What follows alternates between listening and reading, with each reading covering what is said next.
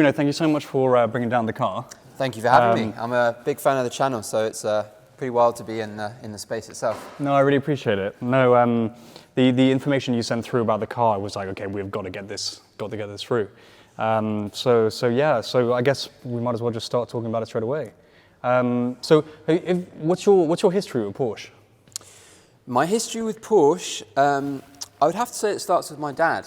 Yeah. Because he had a few different 911s when I was a kid. My first memory, one of my earliest memories, was sitting in the passenger seat and just seeing the tops of the houses go past because I was too short to see out the window. And you know, he used to hearing, like, he had a 964, he had a 993, so hearing those air-cooled 911s hit the red line, it was a sort of core childhood memory. Nice. And I suppose I've never been able to shake that off. For me, like, the 911 has always been the ultimate car. Yeah. And obviously the GT3 is the ultimate 911, so. Yeah. So how did this car come about? Because we're looking at a .2 991 GT3. That is correct. Yeah. So I had my first 911 was a 997. I had a GTS. Nice. Which is a beautiful thing. Yeah. Center lock wheels, right? Center lock wheels, yeah. The turbo ones. Mm-hmm. And then what happened is I got the track bug. Mm-hmm. I took it to a few track days, and I was like, oh, well, this is it. I need to be here. So, okay. Obviously, the next logical step was to get a car that could do that regularly. I got myself into an Exige, a Lotus Exige V6, which was the car that preceded this, and that's the car that really sort of taught me to drive, I'd say. Yeah. So, you'll see when we start talking about the modifications I've made to this car, but I think that Exige, the spirit of that car, is a big part of why I've done what I've done with this car. Okay. The spirit of that car, in what sense? Well, the Chapman philosophy, simplify and add lightness. I think when I first sat in this car, it was everything, but there was a lack of inertia and a purity that the Exige had that, I'll be honest, that I missed a little bit, and I thought maybe there's a way of me bringing a little bit of that Exige into the GT3. Okay, super cool. So how long have you owned the car now? It's been 2 years. Okay, cool. 2 years, and they've been a great 2 years. Nice. And so what do you do with the car? Obviously you track the car. What kind of track days have you done? Where have you been? It's been all over the shop. I've done Nordschleife and Spa both years. Fantastic. The ultimate pilgrimage. Yeah. So you do them at the same time? I have done, yeah. Yeah, because they are close to each other, so it's a bit of a no-brainer. Yeah, both times I've gone to the ring, and then on the way back done Spa. Nice. And what do you think of Spa? Sorry. Spa, I mean, for me, it's like the ultimate GP circuit. Yeah. I actually thought when I first got to Spa that it was going to feel like Silverstone, but it feels more like Snetterton to me. It's like a giant undulating Snetterton. Yeah. It's just incredible. I mean, the ring's a different thing, obviously, but in terms of like GP circuits, I'm not sure there's anything better. Yeah. So the thing that I find is that with the ring, it's so big that in order to get any good at it, you've got to be there all the time because it's such a huge circuit. Yeah. Have you been there a lot? No. I've been both times with both years with this car, but I mean, I've been there many hundreds of times on Assetto Corsa, but it's not quite the same thing. Sure. For me, Spa is my favorite circuit in Europe. Yeah. It's absolutely incredible because it's got those elevation changes, the off cambers, and you get different microclimates from one end of the circuit to the other. Yeah, totally. Which seems exciting. Yeah. Okay. Awesome. So I'm guessing you've done a lot of track days in the UK as well, then. Yeah, I've been to most of them. It's actually going to go to Donington tomorrow. Nice. So fingers crossed for the weather. And you've done Donington before?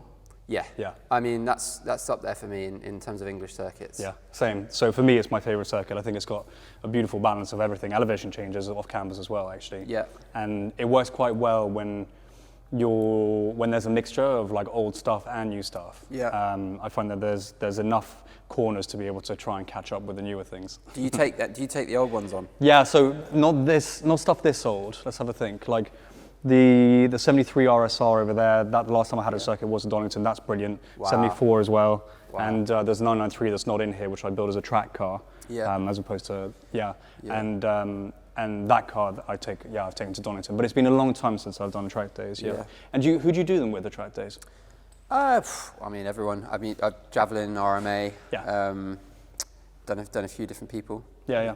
And do you have a favourite? I would actually say RMA. Yeah, yeah. I think they do overtaking either side. Yes. Which to me makes so much more sense. Yeah. I think it's actually safer. Yeah. And the whole thing feels a little bit more. Why do you think it's safer? Because I don't know. I guess it's up to the driver. It's Yeah. up to the driver to make the decision. And sometimes I feel like overtaking on the left can be counterintuitive. If you're like on a kind of, you're just going, I don't know. You know what I mean? It feels more natural.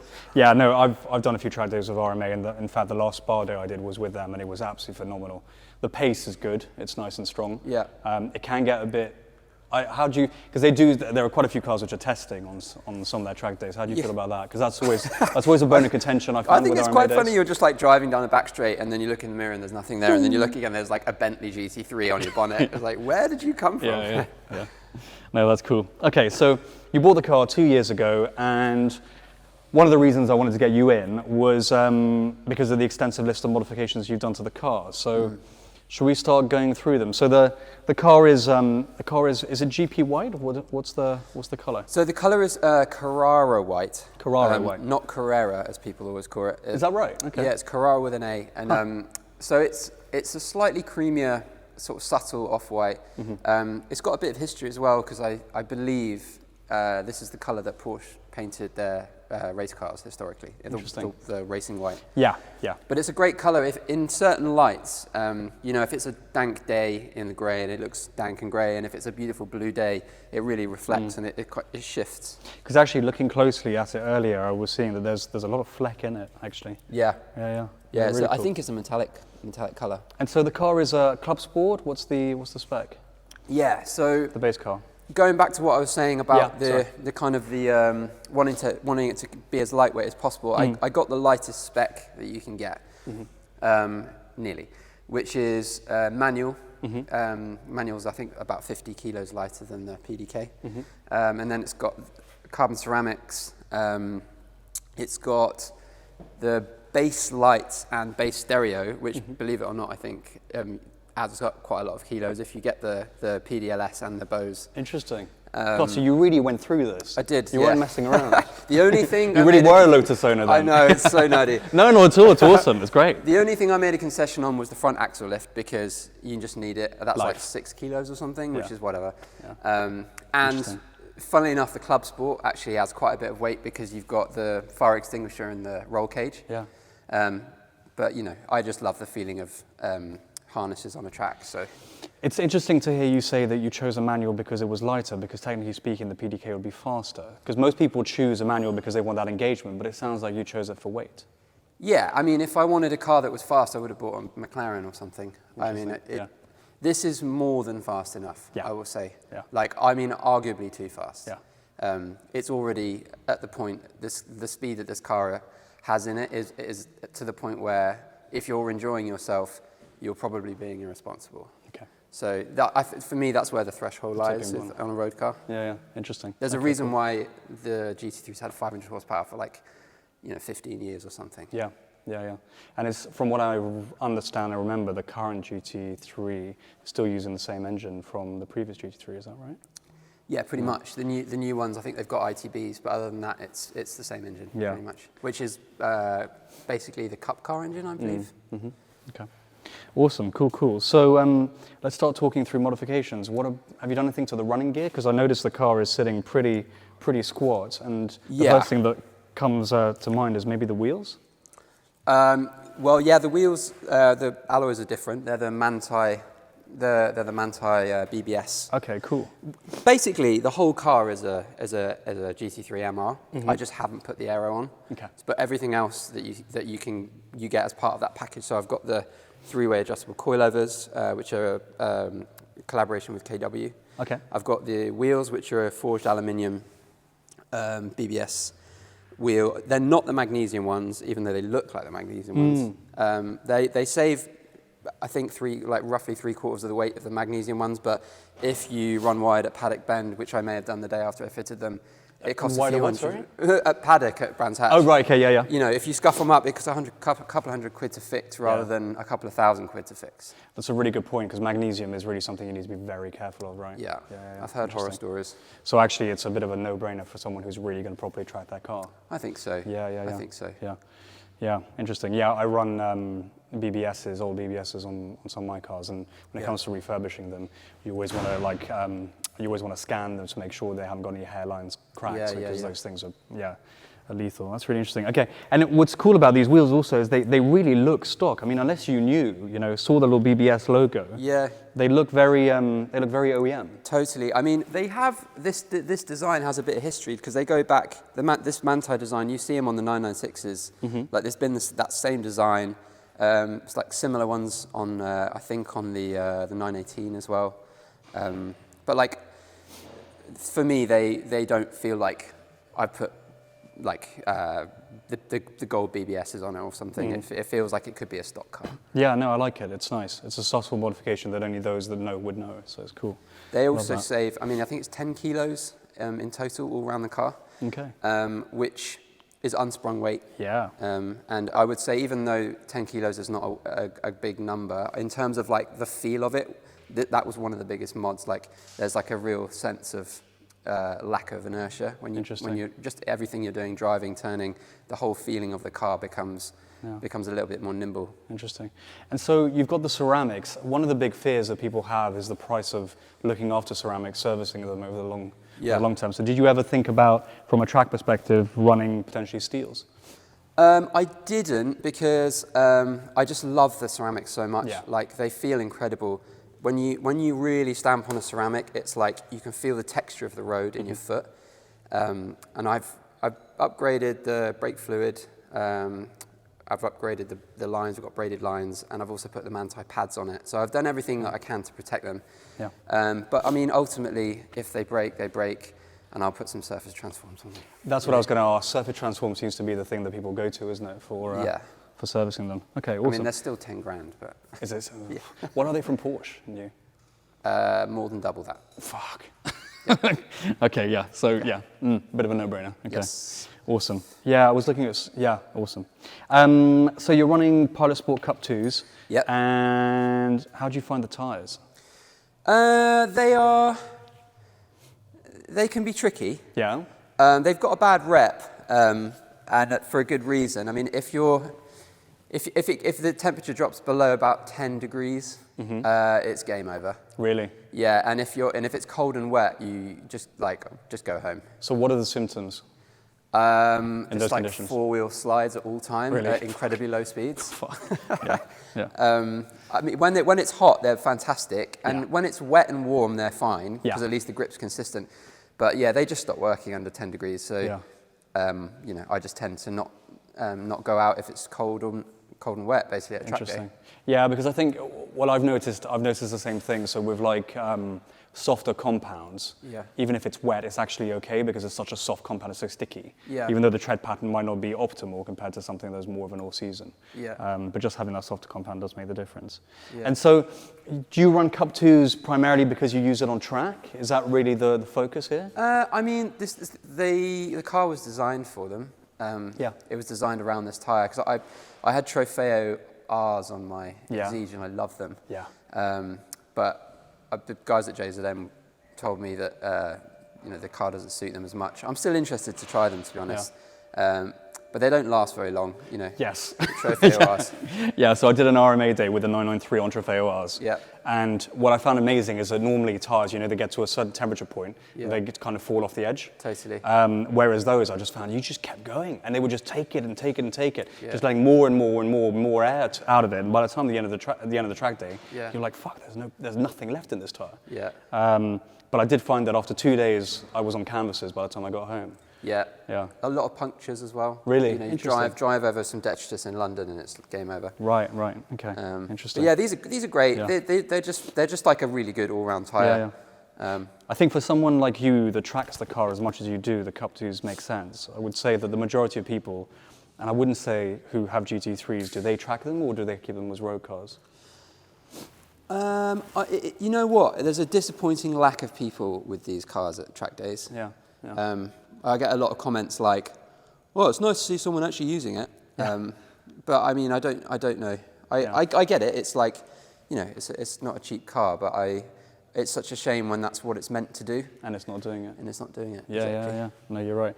I think for a GT3 that's more road going, the Pilot Sport 4s are probably a little bit more worthy for a road car. But for your purposes, Cup 2s are a bit of a no-brainer. You've got quite an aggressive camber setup on the car and ride height. I have, yeah. Yeah. So it's, as I said, it's running the Manti coilovers, and then it's been through a couple of different geos. This one is running some pretty aggressive front camber. Yeah. It's also got a little bit of toe out at the front, and it's dropped. The ride height's dropped. I think we've done 20 mil at the front and 15 at the back. Okay. So it's given it a bit of rake. And it's extremely pointy now. Is it? That's kind of how I like my cars. Yeah, yeah. I just like the front end to be leading the way. Yeah. But yeah, I mean, it's pretty aggressive. Somehow it still doesn't tramline. Yeah. Does it not? No. So not it doesn't hunt cambers.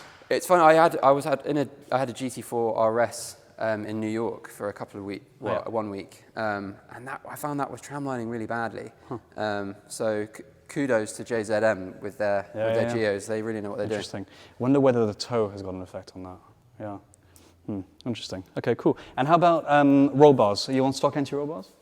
Yeah, that's all stock. The settings, I've loosened the front one a little bit, again to just give the front end a bit more purchase. But yeah, that's no other major changes underneath. That's cool. So there is an adjustment on the anti-roll bars front and rear. Yeah, I mean the whole thing's adjustable from stock. Awesome, super cool. Okay, let's talk engine-wise. Can we open the engine lid? Yeah, we can. I mean, you're not going to see anything. You're not going to see anything. It's a modern 911. I'm sure we'll find something to look at. Nice. Yeah, there you go. Aha.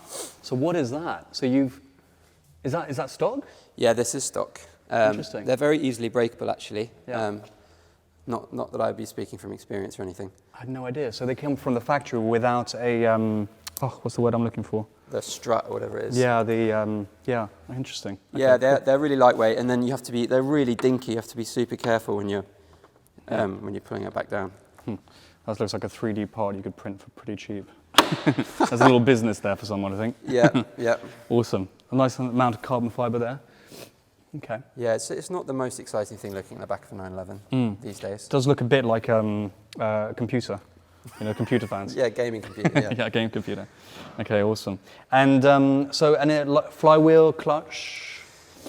That's an interesting thing that you brought up. I mean, I've actually been researching. When this car came out, Preuninger said publicly, "Do not put a lightweight flywheel in this engine; it won't work." Interesting. And then they went and released the 911 ST with the same engine and a lightweight flywheel. Interesting. So I have been kind of in discussions with people trying to figure out if that's something that we can do. Yeah. Because I would be interested. Are there people that have done it already? Not that I can find. Not that I can find. So you could potentially be a guinea pig. I could, but I don't want to be doing anything that isn't good for the engine. So I want to be very careful. But I mean, in theory, it must be possible. Yeah. In theory. No, it's interesting. It'd be interesting to know why Andy decided to do it that way, or said that it wasn't a thing. Yeah, there's something to do with harmonic resonances affecting the crankshaft. I don't know. It's sort of beyond me technically, but okay. I trust Lord Preuninger. So. Yeah. Yeah. Okay. And I can't help but notice that we've got some pretty big exhaust tips here. Yeah, they stick out like battleship turrets, don't they? They sound great. When you pulled in, it sounded awesome. Yeah, so I've been through a few different exhaust iterations. The first thing I did when I got the car actually was get rid of the side boxes, side mufflers, because they are hugely weighty. Really? I think you take out about 18 kilos just by removing those. Jesus. Okay. And so what is that, like a little bypass? Yeah, it's literally they take it out and then it's just like a little tube. I mean, you can see it if you come in here at this angle. You can see there's like very little behind the wheel. Oh, yeah. There's lots of space there. And it's meant to be better for heating as well, because obviously like keeps it cool back there. Interesting. Cool. But yeah, I've now gone for the full super light titanium race pipe from JCR. Nice. And it's got a little valve on it, so it's, you know, not droney on the motorway. Okay. But it sounds epic. Yeah, it sounds properly good. epic. And I think it saves about 20 kilos in total, which is a huge amount. Yeah, that is a lot. And at the back of the car as well. Yeah. Yes, at the back of the car. So what kind of decibels are you getting out of it?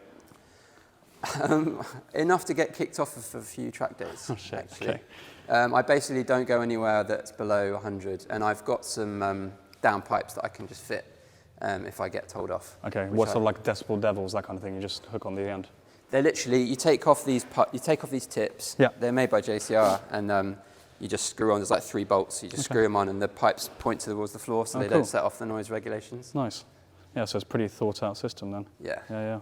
That's awesome. Okay. But so that weight saving brought me to the next modification, because 20 kilograms did very slightly change the balance of the car. So what I did was I got a lithium-ion battery, which saved approximately the same amount. Oh, right, wow. Okay. In the front, so my theory was that would be maintaining the kind of like the stock balance of the car. Yeah. Well, it's the same weight you're taking out from the front to the rear, then yeah. Yeah, exactly. Interesting. So you can see, if I take this off. I like to show you because it's quite sexy. Yeah. Awesome. Look at that, it's in a carbon fiber case as well. It's in a carbon fiber case. Yeah. No messing around there. And we can see the adjustable Manti suspension there with the outboard canisters. There's one here as well. Yeah, so you've got bump and rebound settings, I'm guessing. Yeah. High and low speed, yeah. High and low speed. Super. Do you spend a lot of time tweaking, or just let it do its thing? I'll be honest, I let JZM do that. I give them my feedback as to what I want. So, for example, when we first fitted these, they gave me their like GP circuit setup, and it was so firm that under sort of hard acceleration, under a rough surface, it was just losing grip at the back. So, took it back to them, and they just made it a bit softer for me. But yeah, it's not something that I feel like those guys know what they're doing, and I let them do it. I prefer to just say, the car feels like this, can you change it? Yeah. You know what I mean? Okay, give them the feedback. That's super cool. Okay, awesome. So in terms of mechanical modifications, have we pretty much covered everything? Yes, the exhaust, the battery, the wheels, one of the other things I did was the cage. So this is the Manti cage. Okay, nice. Which you'll recognise as similar colour to the ones you get on the Visac pack on a GT3 RS. Yeah, it's got a little bit of, what would you say, like a gold to it? Well, it's titanium. Yeah, but in colour, there's just a little bit of a... Yeah, it's got a bit of a thing, hasn't it? Yeah. But that's, I think, roughly half the weight of the stock cage, which is steel. Yeah. So, I'd be lying if I said you could really feel that one when it first got done. The lithium battery made a huge difference. Like, 20 kilos is effectively a full suitcase that you take to the airport. So you know the feeling if you're driving with a suitcase and it feels a bit more lumbery at the front. Like, that's the same sensation when you put that battery in. It was just like somebody had taken a suitcase out the front. Wow. Whereas the cage is kind of like with you, so it's not as noticeable. So, just quickly, because I think some of our viewers will probably be taking a few notes here for their own cars. What's the brand of the battery? It's Light Blocks. Light Blocks, okay. It's an amazing thing. It comes with you get like an app, which you can disengage it if so when you're parked up, there's no chance you can get stolen. Oh, cool, okay. You can also see how much charge you got left on it, which is cool. And crucially, they do even smaller ones, which save more weight, but this one it's powerful enough that it functions completely normally as a standard battery, so I don't have to worry about it or think about it. It just is there. And I was going to say, because some of these batteries, which are super lightweight, like if you leave them for like a few days, not on trickle charge, they just die. Yep. Yeah, but that's not a problem you have with this at all. No, not at all. Awesome. That's really cool. So no compromises really, and 20 kilos lost. Yeah, that's a big gain. Yeah, pop that down. Okay, shall we talk a little bit about the interior? Because there are certainly a few more modifications, just the roll cage. Just quickly, sorry, the roll cage you said was from Porsche. It's a titanium one, or would you say it was Manti? It's the Manti one. It's the Manti one, sorry. Yeah, so they do, they build them for the Visac pack cars. But as I said, because the cage itself adds quite a lot of weight, which kind of annoyed me, so this was a nice compromise. Also, it looks cool. Yeah, I've got to say the quality of the welds on the cage are really, really nice.